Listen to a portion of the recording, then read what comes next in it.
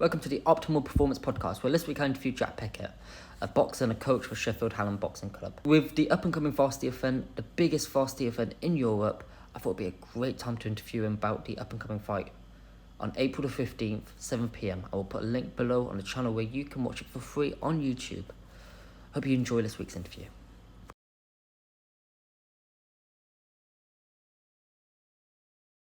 I'm good, thank you. How are you?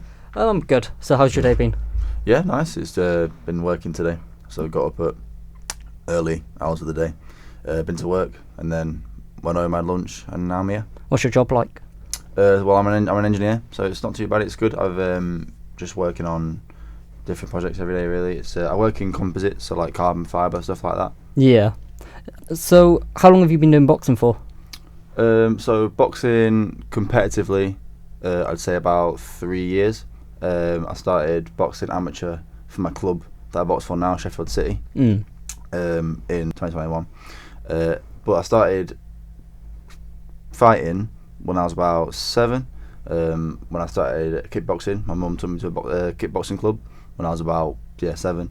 And then she ended up actually marrying the coach. So the coach was my stepdad for about 10-15 years, and then I've always been around there because he was a professional kickboxer himself. So I've always been in the What level did he fight at? world level. World level. What was his name? Greg Darman. So he trained me from being a kid, and then through my teenage years I kind of got to a point where I was just being a teenager, so I kind of went through a stage of not really caring, so I didn't really train for a couple of years, and then I moved to Sheffield when I was about 16-17 to live with my dad. And then obviously Sheffield is like the heart of boxing really in England, so I started training at Sheffield City when I was about 17. I'm 21 now, so been there about 4 years. So. What city did you grow up in? So I grew up in a town called Sleaford, which is in Lincolnshire, not far from Lincoln. It's a small town, there's nothing really there. Yeah. It's very boring. You know, I'm from Northampton, so when I hear all these northern towns, I have no idea. I've got some mates from Northampton that I train with actually. Who? So Zach Abdul-Majid, I don't know if you know him, and then Callum Terry. They're two guys from my gym. If they see this. How much more accessible was boxing when you came to Sheffield compared to Lincolnshire? Yeah, huge difference. Where I'm from, again, like I say, it's a small town. There was one boxing club, Amir Runsworth Boxing Club. It was the only local gym really that I went to. The boxing gym. There were kickboxing gyms and other gyms, but that was the only boxing gym. And because it's such a small town, there's not really that many people that are into boxing. He got a few people down training, and I think the gym's actually got bigger now, to be fair. Yeah. But moving to Sheffield, it's a whole different ball game, really, because, like I said, Sheffield's the heart of boxing for England, pretty much the heart of boxing in the country. So there are tons of gyms in Sheffield, and not just that. Where I'm from, public transport is terrible. So even if you want to go to a gym, you make your own way there, by transport. Whereas in Sheffield, you got transport, you got trams, buses, you got anything you need really. So getting to gyms is really easy. So yeah, much more accessible in Sheffield. And is it your number one sport, boxing? Yeah, it always has been really. I've been into other sports, but yeah, boxing's always been the main one. It's more like, because it kind of comes to a point where it becomes a lifestyle. Like you don't just do it for a hobby. You kind of live for the sport. So all the food you eat, the things you do at the weekends, you all kind of base it around boxing. I'm sure other sports are all the same. Footballers, I'm sure, do the same. But yeah, it can be really heavy on your general way of life. Yeah, and because you're involved in boxing so much and you see so much of boxing, how big do you think it is in the UK? Because I think it's such a huge sport, but it's gone down in recent years, and now it's definitely on its way back up. I was about to say, I do think it's definitely getting back up. It's getting way more popular, especially in female boxing. I think actually I saw recently that female boxing is the biggest growing sport in modern times. So that's fantastic for the sport in general, really. And also you've got all these crossovers with people that are not from the boxing background, from like other influence backgrounds that are bringing new focus points to boxing, new fans to the sport. So I think that's good. Yeah, I think it's growing massively at the minute. Yeah. Well, I think Chantel Cameron and Katie Taylor broke the box office records for their fight.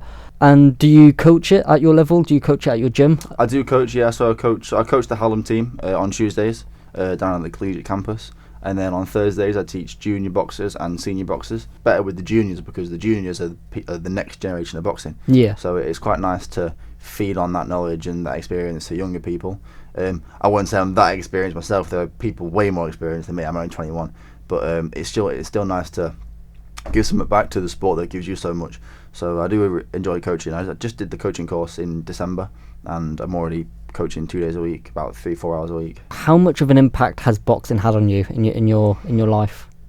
Molded my life into what it is now, really. Like, it's things would be massively different if I wasn't in boxing. It takes control of stuff like I said, what you do at weekends, but then when that accumulates over time, you don't know what you. So if I didn't train for the next 3 or 4 years, compared to if I did train for the next 3 or 4 years, you have no idea what the difference would be. It'd be huge. It'd be astronomical. It's a lot of things. It's your way of life. It's your your friendships that you have, people you have in your circle, people that you trust. It takes a lot on your confidence as well.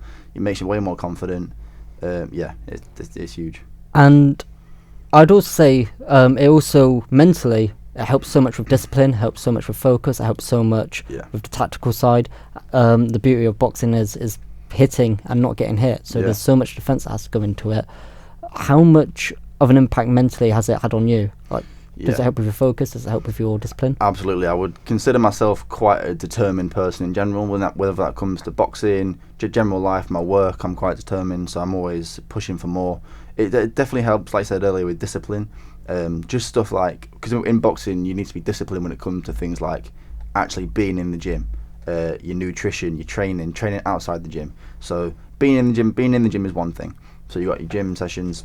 Let's say you train 2, 3, 4 times a week. That's 4 or 5 hours a week maybe. That's just doing your general training. But then you've got all the stuff that you need to do outside the gym.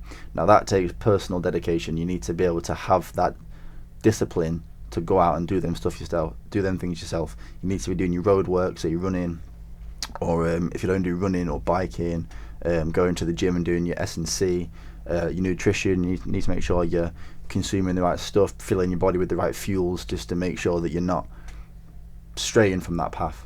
And what would you do to convince people, or say to people to convince them to come to your boxing gym? Well, you're all there for the same reason, and also they help you. Say if you're a new starter, for a newer boxer, they'll coach. Even the boxers, the experienced ones, they'll coach you through it, and they're all good people to have around. They're good people to have in your circle. It's like I said, it's a friendly environment. It also, like I said, it does help you mentally. It helps you be more determined, helps you be more relaxed as well. Because I would consider myself a very calm person, and I think that everyone that I train with is a very calm person. They're all nice, genuine people. Yeah. And for April 15th, we've got a big Varsity event on. Yeah. Uni of against Sheffield Hallam. I'd say we've got the best Varsity events out of all of the universities. I think it's like the biggest city sport event in Europe or something like that. Yeah. Like for universities anyway. Well, I'm from Northampton. I'm still like looking at the videos that Northampton Uni are posting. My friend goes to Manchester. She posted one. They can't compete with us. We sold out ice hockey arenas. Yeah, thousands of fans. We get thousands. We get over 1,000 at the boxing event as well. And I love the Varsity. I've been to the last 2. Last year I commentated the Varsity event. I'm doing camera operating, so hopefully, which brings me on to my next question. April the 15th. If you're fighting, or if you're coaching, if you're fighting, who are you fighting against? So if I do box, it'll be against a guy called Jason, who goes to uni of, and I know Jason really well. I've sparred him. I've been sparring him for the past about 2 years. And we get on. So it'll most likely be me and him, because we're the same weight, same sort of experience level. And no doubt we'd probably be the last bout on. Yeah. What weight do you? It'll be about under 86 kilos. Yeah. So what are your goals after April the 15th? If you win, and hopefully we do win, we've already won on the ice hockey. Yeah. If you do win, where do you take it next? Well, April 5th. Well, to be fair, with amateur boxing, it's so unpredictable. I could get a fight the week after. I can get a bout the week after. So you can get bouts within days' notice. I've had bouts within 3, 4, 5 days' notice before. So unpredictable. Do you have any superstitions before boxing? Is there any like ritual you follow, or because for me, before any academic term, I always watch a Rocky film. It's my go-to. Michael Jackson. Which one? Yeah, Michael Jackson. Get him on the earphones. Get him on the speaker. I don't know what it does, but it gets me into a rhythm. Yeah. I like my rhythm. Gets my feet going. Gets me a bit pumped up. Yeah. Everyone's got their little rituals. Sometimes I've not the past couple of times, because I used to think it was good luck, but my mum always told me when I was younger, Jaffa cakes before about. Jaffa cakes. So- Will Ferdinand, he used to eat Oh, Jaffa really? cakes, yeah. There you go. So I used to live and die by eating maybe just 2 or 3 Jaffa cakes, because when before about you've got a lot of adrenaline, so you're not really hungry. Yeah. But I'd always just shove at least one in. Didn't do it for my last one, but normally, I'd shove 1 or 2 Jaffa cakes in while listening to Michael Jackson. You've met the biggest promoter in the world, Eddie Hearn. Yeah. What was that experience like, and why did you meet him? Our gym is quite well known. So Eddie Hearn, I'm not sure how he got the contact, but so there was an England boxing official who works with Eddie Hearn sometimes. Yeah. And my coach Brendan Warburton, he has contact with this guy. So they just got a meeting arranged. So Eddie Hearn came down to the gym just to scout out the talent. Well, I wouldn't say scout the talent. He came to basically deliver some advice, watch us train. So he watched us do some training, watched us do some sparring. Obviously, with all the kids there, they're all saying, sign me. But he's just there to show his face, watch and appreciate the next generation of boxing, give some good advice. I always notice he gives everyone his time. He always... It's genuinely, because even obviously only so much of it is on camera. Most of it was off camera when we were there, but everything. He's just like a genuine person. He's just nice. He's just a nice guy. I mean, everyone's got their opinions of him. I'm sure on social media. I've met him. He's come to the gym, spoke to everyone. He's the nicest guy, and he really appreciates the talent, the time and energy people put into boxing. He loves it. He lives for it. So it's really nice talking to him. I asked him a question about balancing work and boxing. So I asked him a question. I said, does he have any boxers, or does he know any boxers that can maintain a full-time working lifestyle alongside a full-time boxing lifestyle? And essentially he just said no. He said realistically you can't really do it. To a certain level, yeah. He said it's really, really impressive if you can get to a British title level, while holding down a full-time job and living in boxing. When you get to a certain level, there are some people that you're going to be competing against that live and breathe the sport, which is obviously couldn't be more true. I know people that are my age that live and breathe the sport. The sport is a huge part of my life. I wouldn't say I don't think I turn pro personally. I love the amateur scene. I love coaching in the amateur scene, and I obviously overly appreciate the professional scene. Yeah. Don't see myself going pro just because. Ever since about 18 months ago we had that chat. Like I said, it's on YouTube, and it just gave me a good insight because I'm quite invested in my professional career. Yeah. I've been in my career for the past 5 years, and they've put me through college and they put me through my degree that I'm doing now. They're paying for my degree and they've given me opportunities in my work, and they've recently promoted me. And it's something that the way he put it was, you can work and train when you're younger at a lower level, but then there comes a point when you're going to have to make a decision, and there's no guarantee, because boxing at the end of the day it's a short career. Yeah. How many boxers do you know that go past 40 that stay in the sport? Very few. How old is Usyk? He's about... Usyk's about 38, I think. Yeah, so... or 39 maybe. He might just scrape it. I think Tyson's a little over 40. The rest of it, I don't... No, so Tyson Fury? Yeah. He's only about 33, I think. Is he 33? Oh, he looks 50. Yeah. No offence, no offence if he ever sees this, but no, I think he's about 33, 34. He's not even that old. He looks older. I think AJ's 1 year older than Fury. That's crazy. I know AJ's getting old. Have you just googled it? Yeah, type in Fury's age. He's a lot younger than what I think he is. I think he's about 33. Tyson 33, 34. Fury age 35. He looks 35, about okay. 50. And how old's AJ? I think AJ's maybe 1 year older. 33. Oh, there you go then. Okay, well, not far in age then. So but retiring at 40 and then going back to a workplace. Obviously, most people would argue, yeah, but if you're in the boxing scene until you're 40, you must be absolutely minted. Unbelievable money for themselves. AJ could have retired 5-6 years ago and put his feet up somewhere and just sat by a pool for the next 40-50 years and just chilled. But there's boxers that go for longer than AJ that will never see that because they're just doing it just to feed the family, just to get by, just to see the next month financially. So it's a short career, and is it worth me giving up my professional career, which I know that I've got I can pursue and be successful in, or risking it for a boxing career, which you'd have to be 110% confident that you can really smash it in the professional scene. Yeah. Yeah, it's just it's a pill that's hard to swallow for a lot of people, because obviously as a kid you want to say, yeah, I'll be a world champion.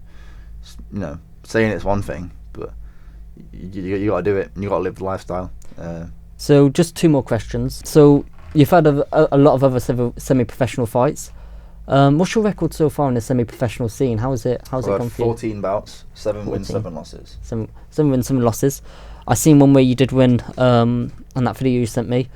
It's the height difference. When I first seen you, I was like, "Wow, this guy's massive!" Yeah. And the confidence, the great posture, and what I noticed about a lot of boxers is their posture is amazing. You very rarely see a boxer who slouches around, who doesn't carry himself in such a professional manner. It's all the training. You know what it is? Yeah. I think a lot of it, when it comes just as simply as keeping your guard up, because you've got to keep your shoulders back, and when you return a shot back to your chin. So it's in the S&C gym. You work a lot of time work on upper back strength, because it's important to keep your back straight. You don't want to be bent over all the time, especially in boxing. So I think you will see a lot of upper back strength from a lot of boxers, just in general. Hallam against Uniov in the Varsity events. That's going to last for the next 3 to 4 weeks. How do you see all this going? The football, the boxing, the volleyball, the netball. I think Hallam is going to get a clean sweep. Do you think? I don't know. Well, I think the Uniov are notorious for winning varsity overall, generally. Obviously, I'd love to see Hallam win. Hallam won ice hockey once again. Yeah, they we'll be lost winning last the year. boxing, hopefully. I would assume we'd win boxing. Normally, I think we won for 9 years in a row, and then we lost last year. Last year, I think, was a bad year for Hallam. We lost ice hockey and we lost boxing. Small margins, which generally we win both. This year we won ice hockey. I was there the other day. I was there too. Were you there? Yeah. I wish I got my seat further back, because being at the front you can't see much. Right at the front, I was quite far up. Yeah, got to see the whole thing. No, I thought it was really, really good. And for a uni event, I thought it was we are professional. Like the top. Yeah. Us, so Leeds, Liverpool, we've got uni cities.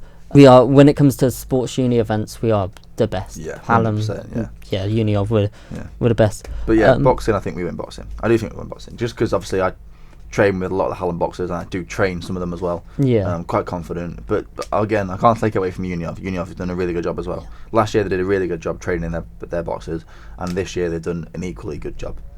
Well, I'm doing the camera operating for on the 15th of April. Free to watch on Forge TV. I'll leave a link in the description.